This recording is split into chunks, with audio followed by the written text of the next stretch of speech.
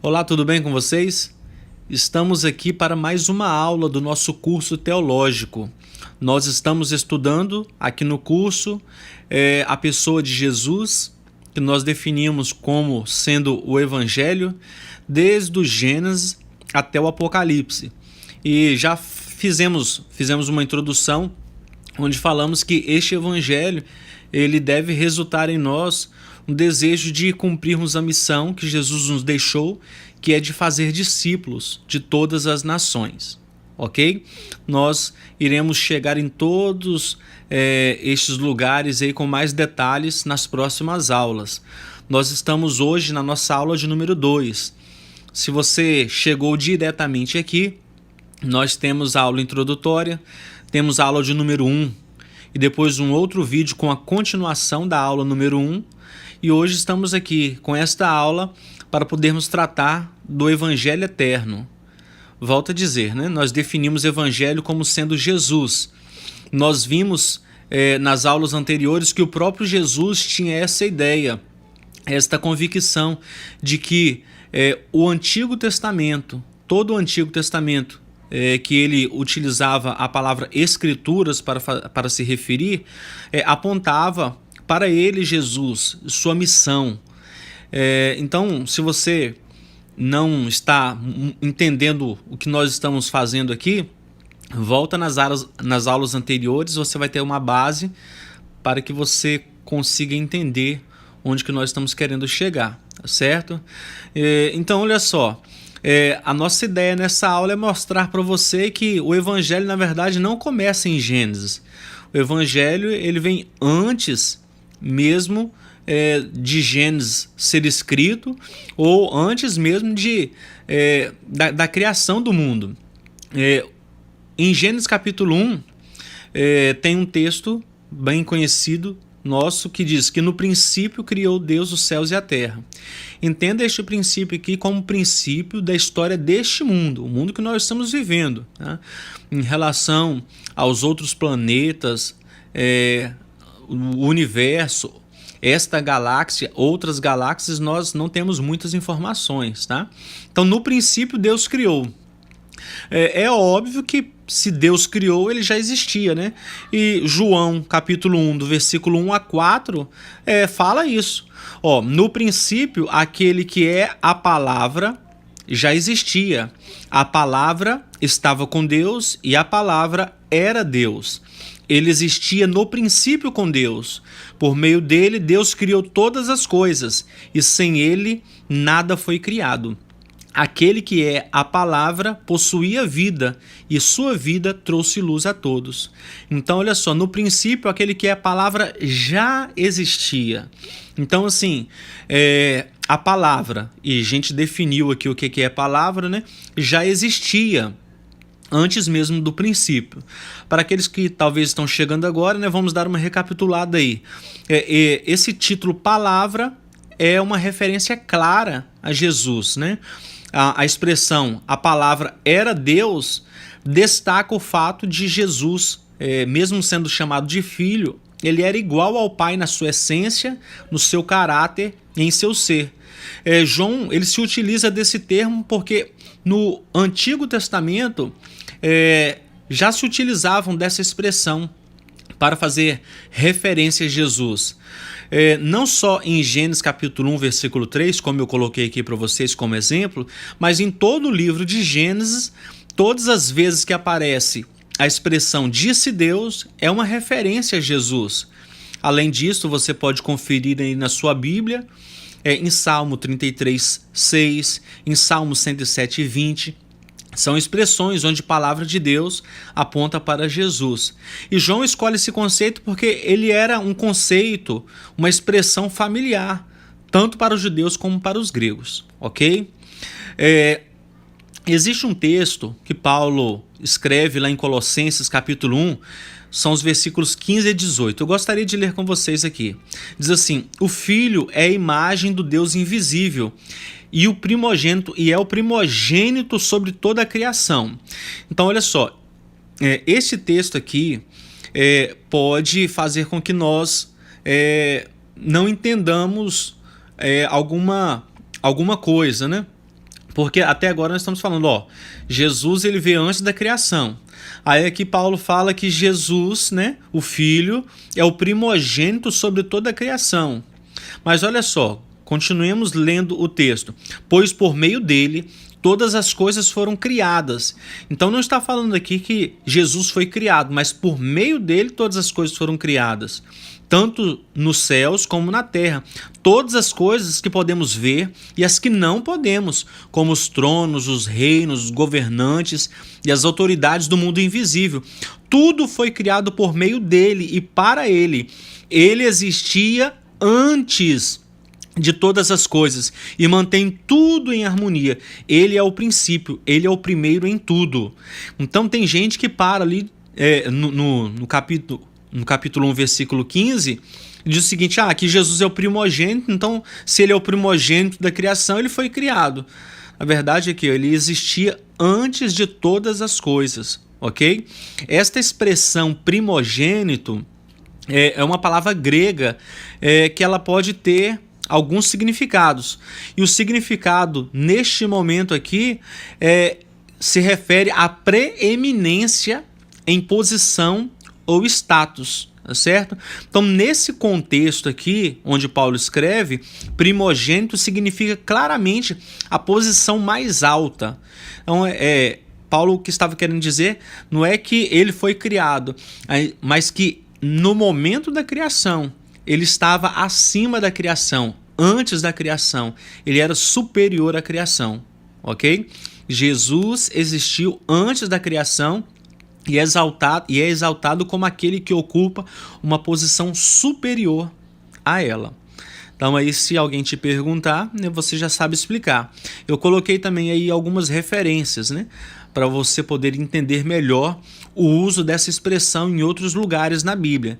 Então, quando alguém fala o seguinte, mas a Bíblia diz que Jesus é o primogênito da ideia de ser criado, de ser o primeiro filho gerado.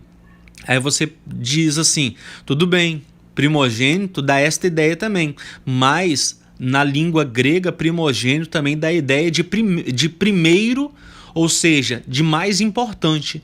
E é esta referência que é feita a Jesus, de mais importante, não de primeiro a ser criado. Beleza? Vamos seguir em frente então.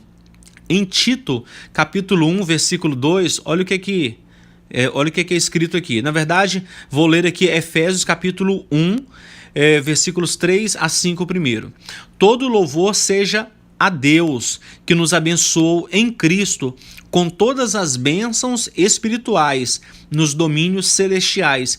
Mesmo antes de criar o mundo, Deus nos amou e nos escolheu em Cristo.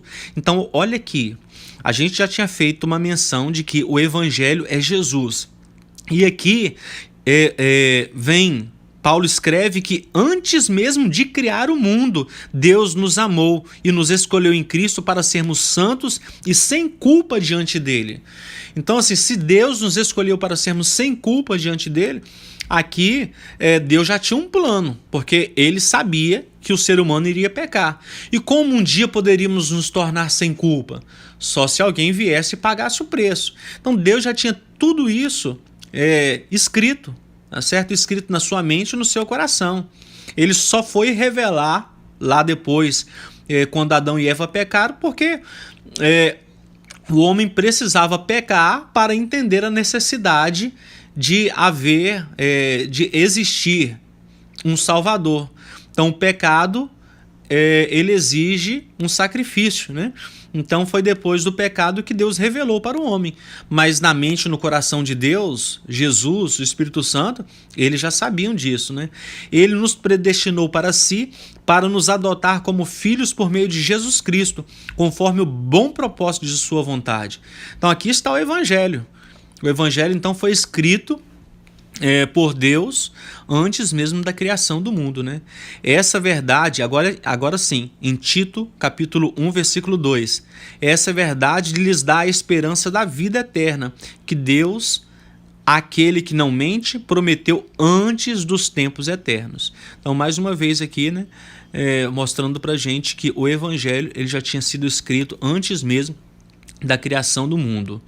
Olha só, João ele gosta muito de se utilizar da palavra vida. Só neste evangelho ela aparece 36 vezes, né? É claro que vai depender da versão que você vai estar estudando, usando para estudar. E ela aparece muito mais do que em qualquer outro livro do Novo Testamento. O termo não se refere apenas a um sentido amplo à vida física ou temporal que o Filho concedeu ao mundo criado por meio do seu envolvimento como agente da criação, mas especificamente a vida espiritual e eterna concedida como dádiva por meio da fé nele. Ou seja, o que eu quis destacar aqui é que Deus, quando ele fala da questão da vida, e João se utiliza muito disso, fazendo uma referência a Jesus, está falando de vida não só do aspecto físico, da vida que nós temos hoje, né, do respirar, mas também de uma vida espiritual. Desde os tempos eternos, a gente viu essa expressão lá no livro de Tito, né? Uma explicação mais detalhada a respeito dessa expressão. O plano de Deus para a salvação da humanidade pecaminosa foi determinado e decretado antes mesmo da criação do homem. A promessa foi feita por Deus, o Pai, a Deus, o Filho, tá certo? Conforme João 6, 37 e 44, João 17, 4 a 6 e Efésios 1, 4 a 5. Em todos esses textos aí, você vai ver que o Evangelho ele já estava sendo escrito mesmo antes, né, de nós. Quando eu falo nós, né, o primeiro casal ter sido criado, ok? E Deus, ali, na verdade, Deus está apontando já para Jesus, né? Então, nos escolheu em Cristo. A gente leu isso lá no livro de Efésios, né? Então, já estava apontando aí que não era um evangelho qualquer, né? Deus tinha uma solução e ele já estava apontando qual seria a solução. Diz o seguinte, que a forma verbal da palavra escolheu indica que Deus não só foi quem escolheu, mas também que ele escolheu a si mesmo para o louvor de sua própria glória. No entanto, essa escolha de Deus não anula ou opera a responsabilidade do ser humano de crer em Jesus como seu Senhor e Salvador. Então, olha só, duas coisas aqui. Então, Deus nos escolheu. Então, ele já tinha escrito, né? A questão do evangelho antes mesmo de nós sermos criados. Então, ele nos escolheu para a salvação. Este texto aqui ele precisa ser bem compreendido, porque algumas pessoas pegam esse texto e trabalham a questão da predestinação. Uma coisa nós precisamos entender: Deus ele escolheu e predestinou. Não, eu vou salvar a humanidade e vou salvar por meio do meu filho Jesus. Então, isso Deus escolheu. Ele pode escolher isso, tá certo? Ele predestinou isso. Agora, quem vai aceitar isso ou não é uma outra escolha, tá certo? Então, Deus nos escolheu salvar? Sim, escolheu nos salvar por meio de Cristo, sim. Isso ele já tinha escrito lá atrás. Ninguém poderia mudar este plano que Deus fez. Mas agora, eu e você escolhermos aceitar isso, aí já é uma outra coisa. Amigos, com isso, então, nós mostramos aqui para vocês que Jesus, primeiro, ele é eterno, né? Ele estava antes da criação e o plano de salvação também, ele vem antes da salvação. Então, Jesus é eterno e o Evangelho também é eterno, porque o Evangelho é Jesus. Então, desde quando existiu Deus, existiu Jesus, eles já sabiam de tudo. Sabia que um dia iriam criar o planeta Terra, sabia que Adão e Eva iriam pecar e que eles precisariam ter um plano para a redenção do homem. E eles já tinham escolhido, vai ser Jesus que vai fazer isso, né? E Jesus tinha aceitado. Então, o Evangelho, que é acompanhado da vida de Jesus, ele é eterno. E para sempre também nós iremos ter esta mensagem, porque a Bíblia diz que mesmo depois, né, da renovação de todas as coisas, Jesus ele vai continuar com as marcas dos pregos nas mãos e nos pés, justamente para nos fazer lembrar do Evangelho, porque o Evangelho é Jesus e o Evangelho é eterno. Amigos, espero que vocês tenham entendido o que nós queríamos passar aqui com esta aula. Apocalipse capítulo 14, versículo 6 também é um bom texto. Eu não coloquei aqui, mas lá fala que nós precisamos pregar justamente, né, este evangelho eterno. Lá diz que veio um anjo voando pelo meio do céu e tinha um evangelho eterno para pregar. Então é este evangelho, é esta mensagem que nós precisamos pregar e não nenhuma outra mais, tá certo? Porque é esta mensagem, como diz Paulo, né? O evangelho é o poder de Deus para a salvação. Então aqui a gente está querendo construir uma escadinha, né, para que nós possamos ir entrando aí a partir da próxima aula dentro dos textos da Bíblia, né, a partir de Gênesis 1, onde nós temos ali um pré-anúncio, né, um prenúncio do que Jesus um dia faria por nós, ok? Então, vai estudando, vá anotando, vá devagar, ok? Não se desespere. Qualquer dúvida, vocês podem vir no meu WhatsApp particular e deixar ali que eu tentarei responder para vocês. Então, fique